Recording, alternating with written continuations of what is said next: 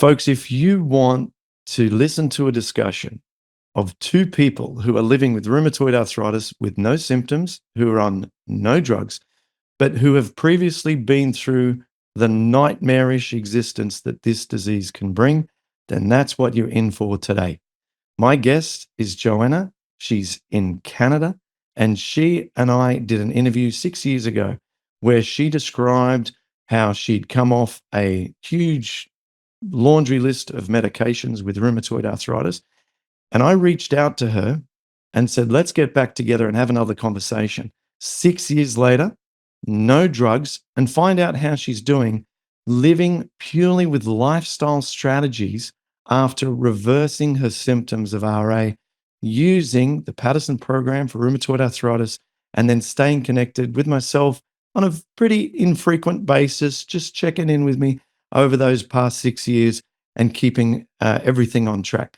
So, Johanna, I'm so excited to connect with you again and find out how you're doing, how you're doing it, and everything related to RA management. How are you? I'm excellent. I am pain-free.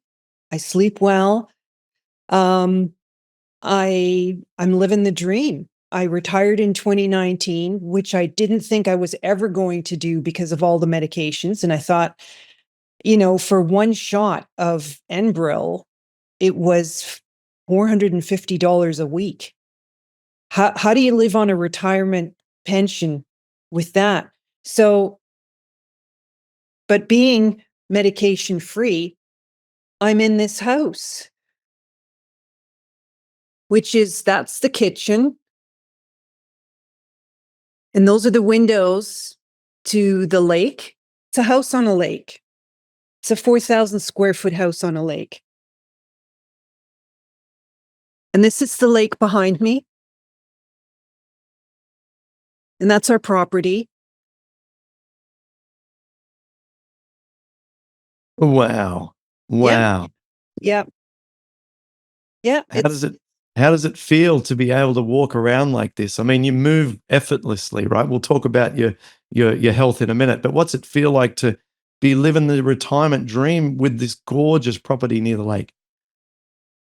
It's a dream. It's euphoric. And it's not just, it's the smells, it's the air, it's and I walk my dog a lot up a hill, maybe at 25 to 30% grade. And I just came back from a round of golf. So yeah, I've lowered my handicap quite a bit. And I joined a gym, so I do some weight training, and I haven't been in a while because I'm golfing pretty much every day, either 9 holes or 18 holes. So life is pretty good. Yeah. Now, food-wise, it's not that great. It's restricted. I don't eat oils. I'm on a vegan diet, a plant-based diet. And so, the occasional time I'll have something where oil is maybe the 5th or 6th listed on the ingredient list. And then I just cut back and I go, okay, I've got to be really, really cautious. I haven't had a flare. I haven't had an owie. I mean, I've fallen walking my dog because I've tripped over crummy asphalt but that's fine. That's not arthritis. Yeah, sure. Okay, we've got to fill in a lot of blanks here because let's assume 99.5% of people did not listen to our interview 6 years ago. Okay. I know we've got some fans and I thank you guys, but there's going to be only a small percentage who are that dedicated to have listened to everything going back that far. So let's just do this in a bullet point format, right? Okay. Yeah. So here's the thing. Let's just go through checklist. First thing off the checklist, and we'll do short answers here. You had severe rheumatoid, right? We're not talking about someone who was just, one finger, slightly affected, and heavy-handed drugs, right? Describe. My ankles were continuously swollen, and I would wake up at night in pain if I could even get to sleep. And the pain was 24/7. I had seen the doctor a number of times and he couldn't figure out what it was. And it felt like a cyst or something was bursting out of my ankle. And it was just so sore. And I said, "Can you lance it? Can you cut it open? Can you cut it off? It's just killing me." So I would take ice packs with me this big and I would put them in my steel toe shoes and go to work. I had ice burns all the way up my shins and on my ankles. And I would climb ladders and try to do my job with these ice packs in my shoes. It was painful. It was very painful. And then it went into my knees, and my knee was the size of a basketball. And the rheumatologist drained 50 mils out of each knee. And while I was on the Enbrel, I perpetually felt like I had the flu. I was tired. I was tired all the time. And it was, and I thought, if this continues, I'm going to be in a wheelchair in about 5 years. I did have it in my fingers a little bit. Both the ankles were massively affected, both the knees. Um, and I was actually diagnosed with psoriatic arthritis so that it didn't have to be equal on each side. I could have a spot here, a spot there, a spot somewhere else. And then the psoriasis could come, but it never did, thankfully. But yeah, it was not a very good life. Mm. I just remember the tired and the pain. And the drugs, it just went from one to another to another. And I joined a Facebook group, and it was basically a pain circle. And they would list all the drugs they've gone through: Humira, Cosentyx, Enbrel. It just went Simponi. And they said every 4 years I have to change drugs because my body gets used to it. And I was like, oh my God, this is a nightmare. And then I got really, really sick with some kind of flu. And I was asked to be off work for 6 weeks by the doctor because I had immune suppressants in me. And so I just did some Googling and I found the Paddison program and I said, well, it can't hurt, can it? So I signed up, I sent my money, and I thought it sounds too good to be true. So if this is a fake, I've wasted limited amount of money, but here we go. And then I started it and I was like, holy moly, this is amazing. I weaned myself off my medication myself, which is not recommended. And my rheumatologist, he was gracious and he said, okay, but you're doing fine. So it's really good. And I went probably from about 230 pounds, dropped to about 165, 160. I got a weird skinny. Like people started to notice, oh, your legs are disappearing. And then I lost more weight and I probably went to 145. So I've gained back a bunch of weight, but Mm. that, and it's, yeah, it's a healthier weight. I think I'm about 175, but I'm 5'10", actually 5'11", because I grew an inch 2 years ago. As you do. I don't know. There's something I haven't heard ever. So yeah. So first of all, amazing. And then you got off the drugs. We were talking before. You were on methotrexate with, of course, the folic acid. At one point, steroids. At one point, like a biosimilar to the Enbrel, sulfasalazine. I mean, this to have been on all those drugs, this must have been going on for several years before you unraveled it all, correct? Yeah. Yeah. Okay. Okay. Yeah. Knees seizing up, just had no idea. Kept thinking I was spraining my ankles. And I think it started back maybe 2012, as Yeah. early as that. And then the symptoms would just sort of disappear. And then and then they would come back more frequently until it was a perpetual sprained ankle. And then some foot doctor said, oh, you have complex regional pain syndrome. He diagnosed this from 4 feet looking at my foot. Slow clap, doctor. Didn't touch it, didn't take the temperature, didn't do a blood test. It was really weird. So I went back to my doctor, and then he sent me to a rheumatologist, and they said arthritis is difficult to diagnose because it comes and goes. But the last time I saw the rheumatologist, it was pretty a steady state of pain. Mm.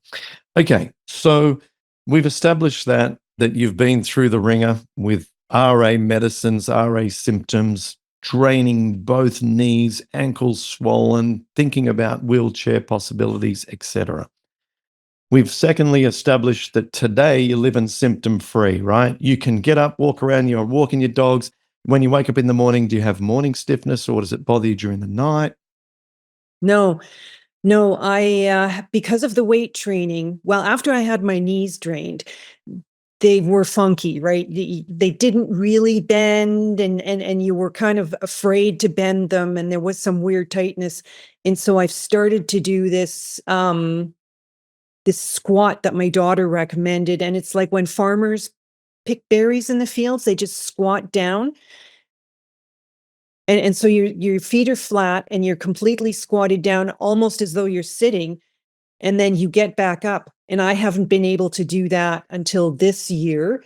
So it does take time, takes a long time, but you have to be steady and you have to be patient and you have to be kind to your knees.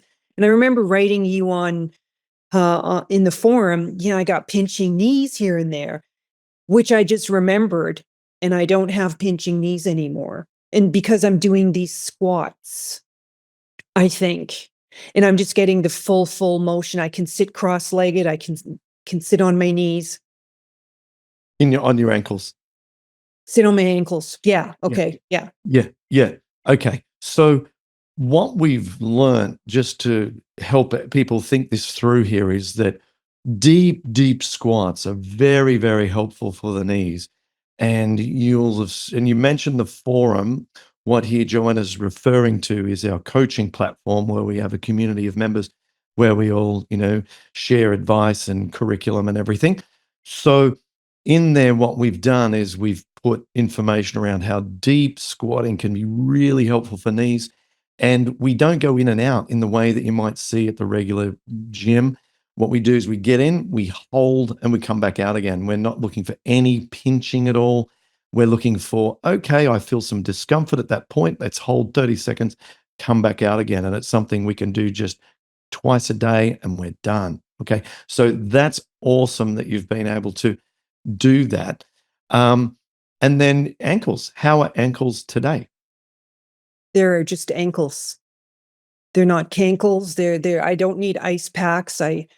I can walk. Well, golf is on hilly terrain sometimes, and so I can walk up these hills in any direction, and I can walk down these hills in any direction. And I did sprain my ankle, my left ankle, really badly about a year ago, and it felt a lot like arthritis, but it wasn't arthritis, and it was just sprained, and then it healed, and then it was fine.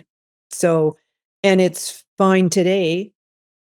And so whatever the arthritis tried to do, it wasn't successful. It didn't chew away the joint, I guess. And so I'm able to injure it and actually recover from the injury. Yeah, amazing. Okay, so if we just discuss now what's actually going on. So if people are watching this thinking, "Oh my gosh, like what did she do? What's this thing, this Paddison program?" And now all this stuff has miraculously gone, and the doctor said, "Yeah, that's working. You've come off the meds. Here we are 6 years since you've done this."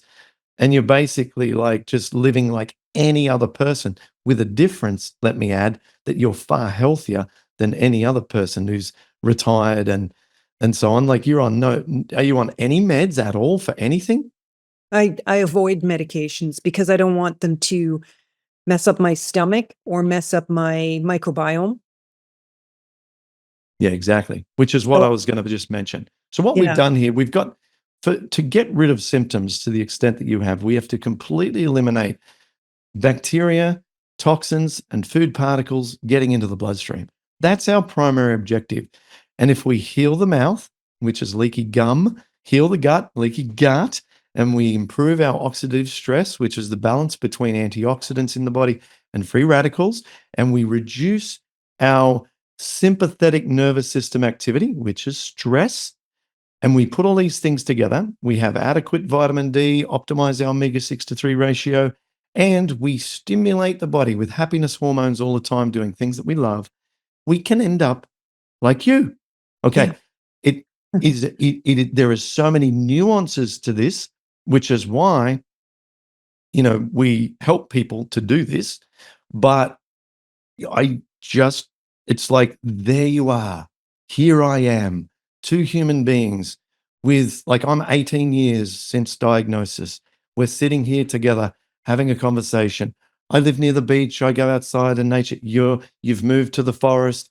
You're loving it on your 4 million acres of land. You know what I mean? Like, and so I want this to be inspiring and to be aspirational for people who think, wow, I want to be in that situation. But it's a lot of work, isn't it? Like, let's not sugarcoat this.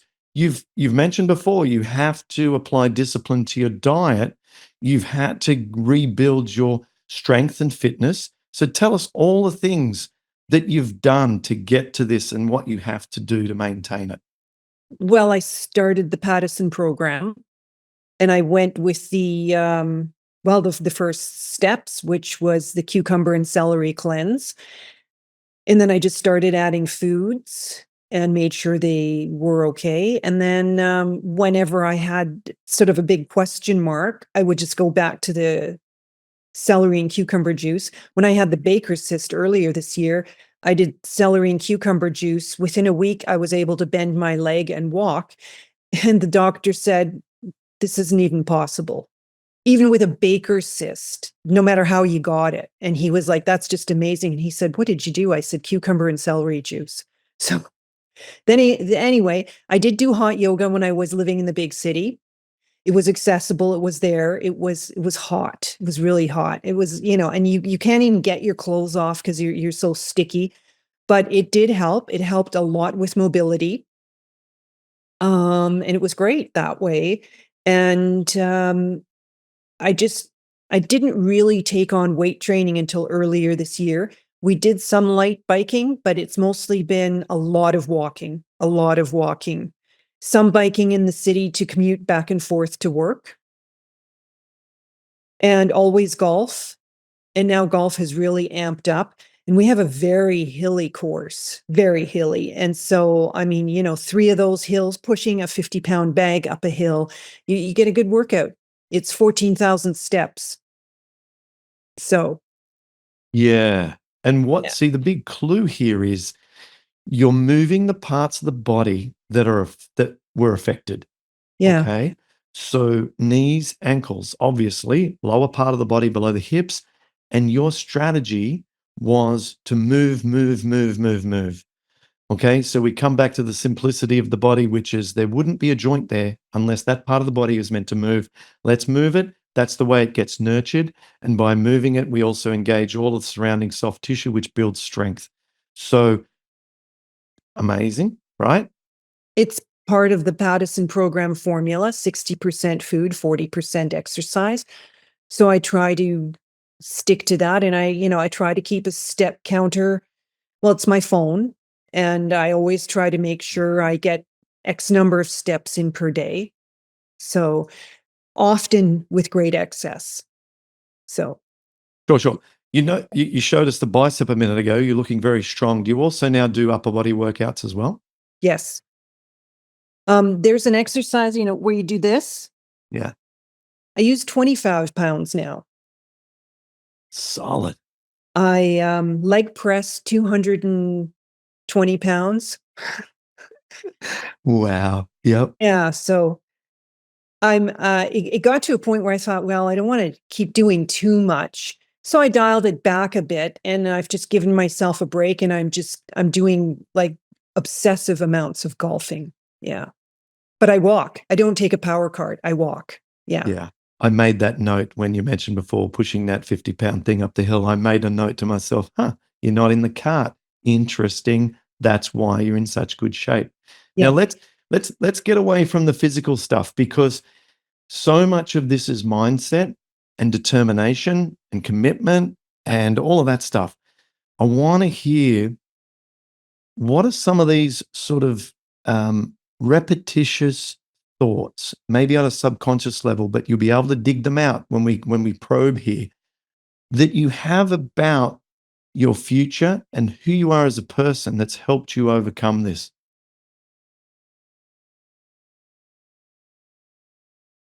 Let me give you an example. Okay. As a child, I always had this belief. I developed this belief that things always work out for me. Things always work out for me.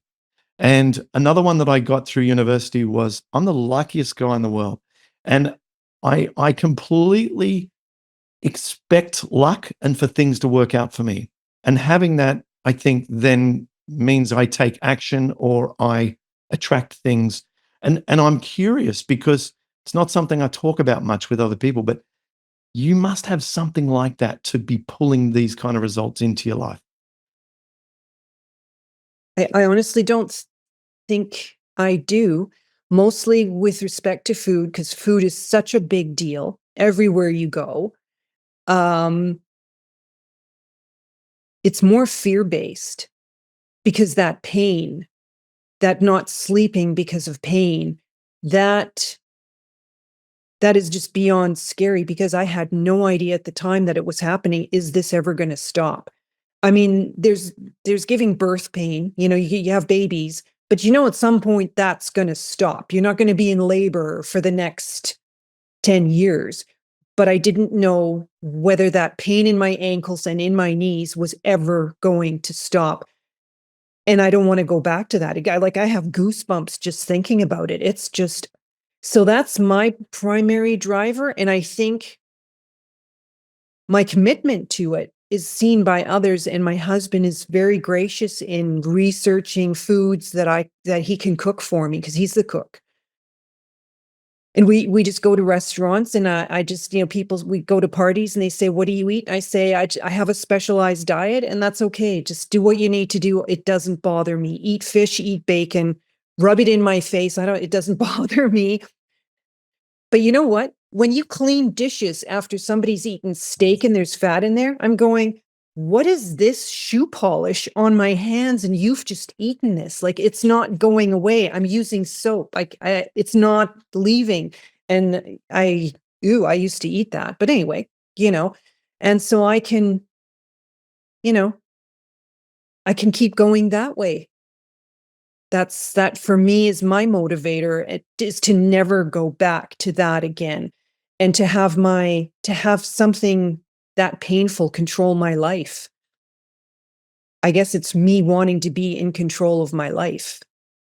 Yeah, perfect use of the word because the word control is our end game. It's not Yeah, cure. yeah. It's not cure. It's not remission. I don't like those words. Cure is too strong because you and I, if we both went and had like if I was in Canada and said let's go and get McDonald's, then we wouldn't be having these kind of conversations if we did that every day. We'd be like, uh-oh, things aren't quite as right as what they've been for the last X many years. Okay, so it's not cure. And it's not remission because doctors, I've had clients come to me and say, I want help who've been called in remission and they're on a biologic and two disease modifying drugs. So remission isn't very satisfying a word. Okay. And so, yeah, because remission just means no longer seeing disease activity, but it doesn't take into equation whether or not you're on medications or not. And so, whilst remission is nice to have, I think the patient will always agree I'd prefer to be like symptom free and controlling it myself, which is where our end game comes in, which is complete confidence and control over your condition. So, Mhm. how confident do you feel over the condition? 100%. I know I read labels, I read labels, I read labels. Isn't Yeah, it crazy? Isn't it crazy, this yeah, disease? How yeah. how how there's a world of view on what has to be done, and we're sitting here talking about reading labels and managing the condition. Yeah. I do share my experience with a lot of people, and a lot of them are well, if I can get an injection of steroids, I can still eat cake and drink wine. And I go, "Okay." That's your choice. I've stopped getting upset about it and wanting to try to say, oh, but there's a better life. So you just go, okay, that's the world you want to live in. That's fine. I can live without chocolate cake because I can golf anytime I want. I can sleep through the night. Sleep is great. It's my superpower. I do it very well. Yeah. So, What is your sleep routine? Just give us some tips on that. I go to bed at 10, sometimes 9:30. In the summer, I will wake up probably at around 5:30 because it's bright. And then I get up and I do stuff, live my life, golf, walk the dog, clean the house, garden. Pulling broom is tough. You know, it's a certain weed we have here. It comes from Scotland and it's taking over properties and it can be hard on the back. But I can, the hands are working. Yeah. There's nothing stopping me doing anything I want to do. Yeah. So, Yeah, incredible. All right. So I'm trying to think what our audience might be thinking right now and ask those questions on their behalf. And I'm thinking one question might be, do you ever get sick of eating foods that don't contain meat, dairy, and oils? And do you ever think it's not worth it, for example? Or let's even go and answer that, but also, how do you do it? Like, where do you find recipes and how do you come up with enjoyable foods? And does your husband eat like you? yes, I get very sick of eating like that. Um, but I just continue to do it. And I do have a very limited assortment of food. I eat sourdough bread that has no oils in it, nothing like that. I do eat coconut oil and coconut milk in curries. And with the right amount of spices, man, you can zhuzh up anything. It's just phenomenal. Sometimes I miss cookies and sometimes I miss chips. And I go, oh man, would I like to eat a chip? But I just don't. And wine, I quit a long time, or drinking alcohol, I quit a long time before I had arthritis just because it made me stupid. I didn't become funnier or smarter. I didn't like it at all. So I just quit. And went and bought an expensive kitty. Yeah, they set you back a bit these days, don't they? Yeah, he was a $2,000 kitty, Yeah. which is like 6 months worth of wine. Anyway, and I just keep doing it because I don't want to go back to pain. Yeah, got it. And husband? He eats meat every day. He has a nice midriff, big fat midriff. Looks like he's carrying twins. Drinks wine every night. I mean, he's not a, slosh drunk. He's a sipper, has a couple of glasses of wine a night. I just sit there and count the calories and I go, wow, well, you've got it. And he golfs in a cart. So he's not his healthiest self, but it's how he wants to live. So live and let live. There you go. Yeah. Exactly. Yeah. Yeah, all we can do is just focus on ourselves. And Yeah. he doesn't have that giant stick of pain ready to smash him over the head if he goes and has, something that's maybe not as much of a health strategy. So, and who cares, right? Like, whatever. Like, is you just want him to be happy and to be around as long as possible so that you can Yeah. love and enjoy each other for as long as you can, right? I mean, he lives off a pharmacy. He's got metformin and something else for blood pressure and something. He bought one of those double pill cases, morning and night, for every day of the week. And that's how he manages his pills. And I go, okay, that's you. Yeah. So, and he's pre-diabetic, and I would venture to guess if he carved away some of the stuff, he would be able to carve away some of the drugs, but I can only do me.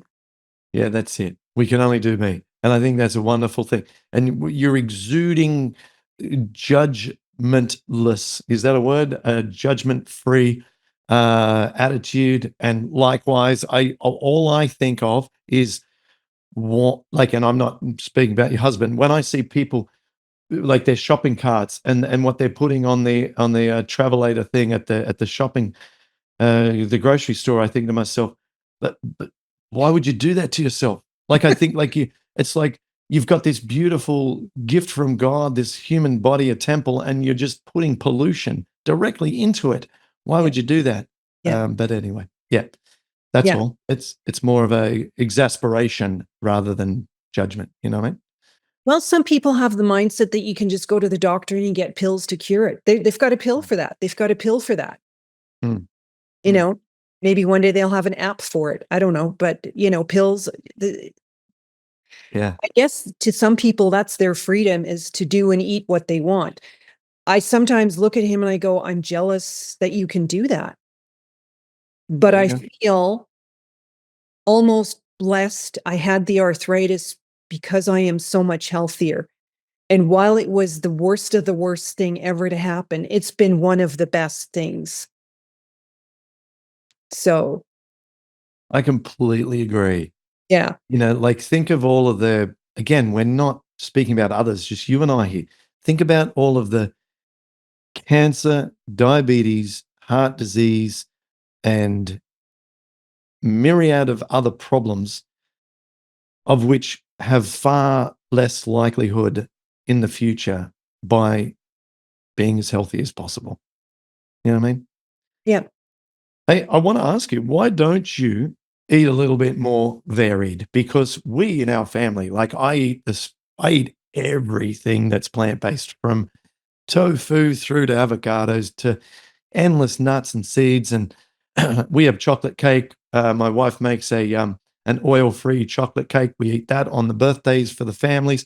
And so I'm like very, very, very resilient to all this stuff. Um, I would encourage you to explore being able to, putting aside some of the more like chocolate cakey kind of stuff there. But you and I should discuss in the months ahead in our community, getting you onto some more diversity of foods if you'd like. Yep, I do eat cashew cheese, tofu, avocado, peas, baby corn, big corn, the range of vegetables. I don't really love vegetables, and I when I find something that I can eat and I really like it, I go bananas. And so I did gain quite a bit of weight in the winter, and I popped up to 185. And so I had to start actually make a concerted effort to lose that weight because it became kind of uncomfortable. Pants didn't fit and stuff. And, I could eat a loaf of sourdough in one day. Well, that's just a little bit too many carbs. It's all oil free, but you can still get fat as a vegan without eating oil. So there you go. Yeah, gotcha. Okay, Yeah, but you putting this weight aside, I mean, that one's pretty easy for us to all manage in our community. But and so are you able to eat like potatoes and lentils and beans and absolutely. all Absolutely. of that stuff? Right, right. So Yeah. I think what I'd like folks to consider here is, whilst you're a straight shooter and you don't mix your words and you say, yeah, look, I don't love the foods, but then if we look at it, if you take all the foods that you currently eat, there are recipe books out there on forks over knives and all of these vegan chefs and stuff. You can grab them from Amazon and you could literally eat a different meal from a different recipe every day of the year. Yeah. Slightly different. Yeah. I guess what I'm thinking of when I say my choices are limited is if I go down the aisles of a grocery store, a good 90% of every item sitting there that's kind of a ready to eat thing has oil in it. And you pick up every bag of cookie and you go, oh, come on, how much oil do you people need to put in everything? And anyway, so the aisles in the grocery store, except for the laundry section, are really small for me, right?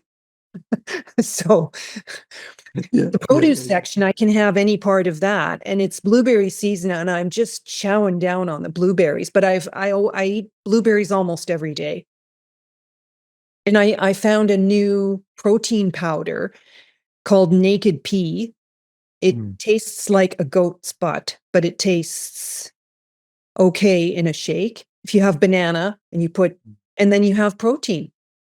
Yeah. Because sometimes I find it hard to get enough protein, especially with weight training. Yeah, and if you're playing golf, every other day even, and you're doing, your weight training as well. Yeah, sure. Amazing. All right, let me think. What do you think someone else, or what other questions do you sometimes get that'll help us to maybe check off a few things that our audience might be wondering at this point? What do people normally ask you other than how do you do this, or what other questions do you often get? Oh, do you mind if I eat meat? And I say I'm not vegan because um, I don't want to kill animals, or I don't think people shouldn't eat animals. That's not at all it. I do believe they should be euthanized quickly. Kind of like the dog market in wherever it is, where they allegedly torture animals before they skin them and eat them. I am opposed to that. But otherwise, go ahead, have a burger. Yeah, gotcha. So again, back to the zero judgment thing. Yeah, yeah. I think if this is the first podcast that anyone in my channel has ever listened to, some people are just going to stare at this thinking, what? Like it just doesn't fit with the paradigm of rheumatoid arthritis. Okay. And so, what I'd encourage people to do if you're watching this, and this is one of the early ones, and you're thinking, are you serious? Like Johanna had all these symptoms, all these drugs. It's 6 years since she got off all these meds. She's totally symptom free. This guy, Clint, I'm starting to follow this guy, and he's like saying he's the same. Well, for my last med was 2011. So what's that, 13 years ago?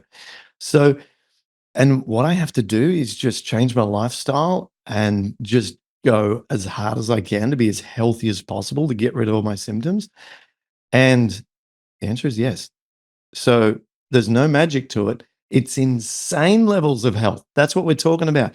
We're not just cutting out gluten, which people think, oh, I tried that.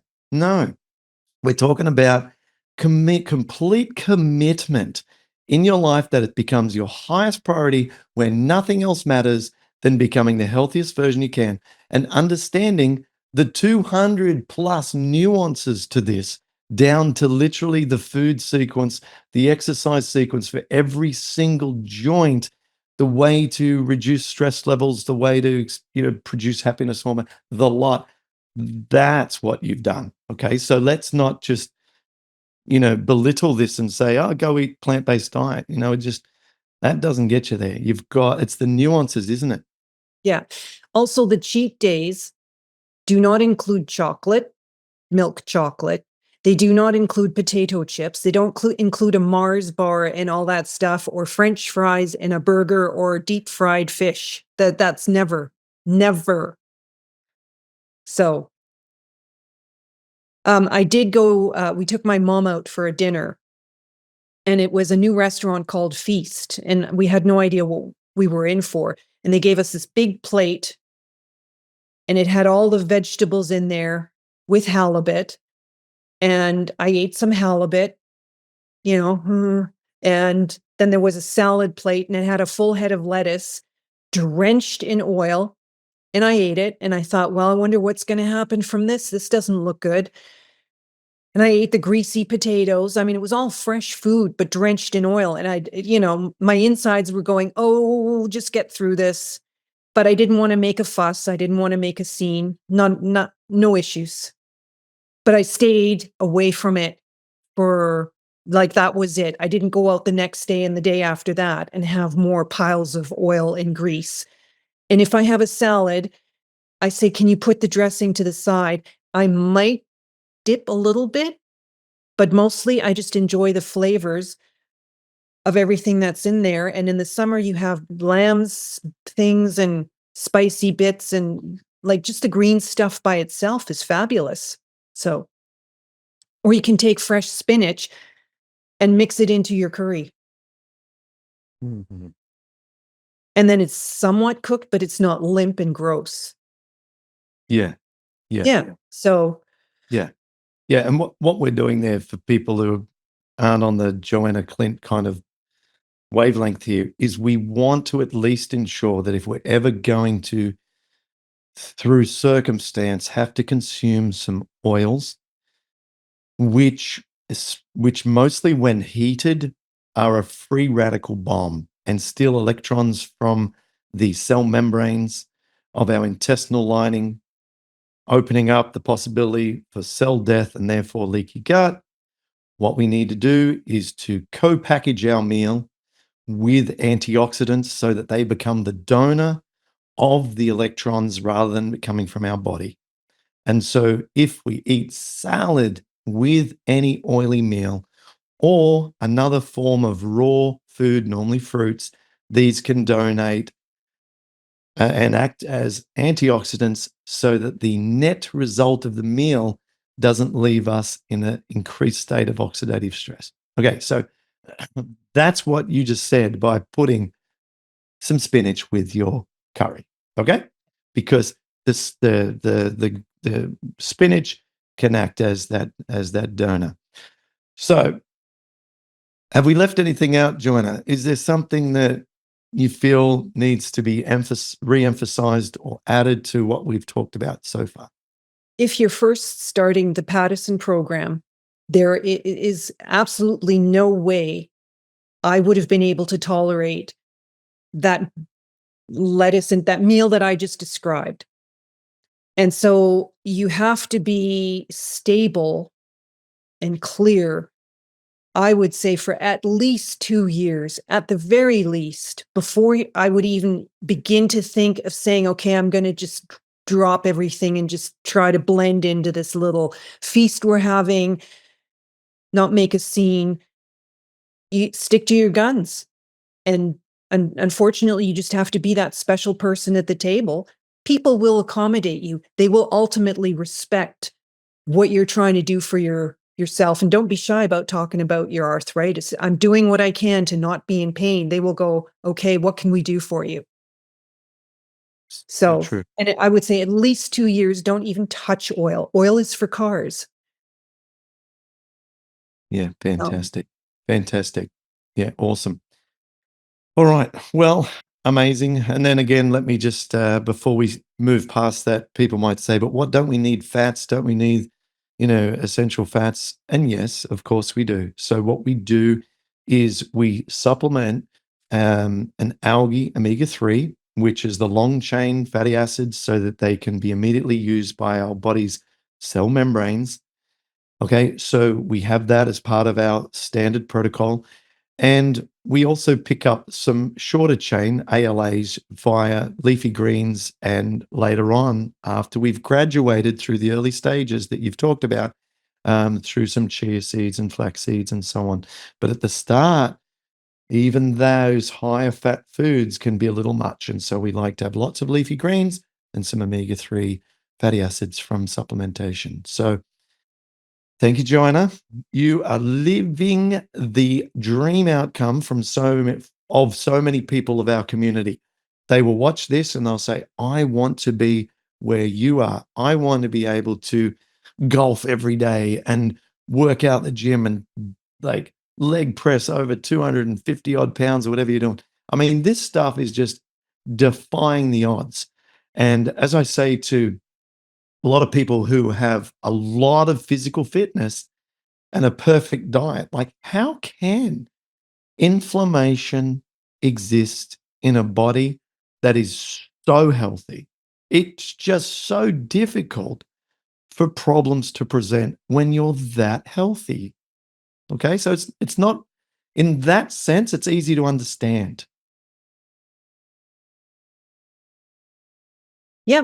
I injured my shoulder a couple of years ago and I had to go to the ER and I had to get an injection in there. Supraspinatus was impinged. It was massive pain. They saw I was fit. They saw I was healthy. I got triaged before all those other people. They just said, you look like you work out. Come on in here. We'll help you out. And there was a woman who was in there before me, but she went out for a cigarette break. And then she came back inside and she had some cramping, was pacing back and forth. And they went, no, no, no, we'll take the healthy one first. So there you go. X-rays, same thing.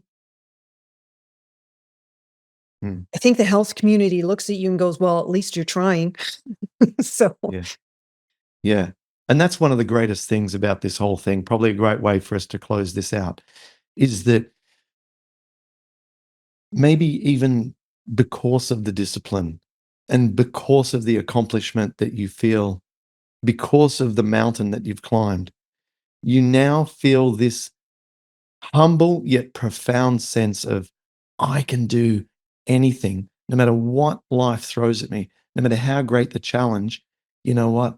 I can handle it because I've demonstrated all of this because my priorities are here and I'm proud of that. And it makes you feel like a wonderful human being without being what's the word? Too much self-esteem or whatever it is, without being sort of arrogant. You just feel like you have a lot of just self-love and appreciation for all that you've accomplished. And it makes you handle other little trivial things in life that other people might get upset about. Makes you think, that's nothing. Check this out. Check this out is what I've accomplished. It's amazing, isn't it? I can play on the floor with my grandkids. Yeah. Yep.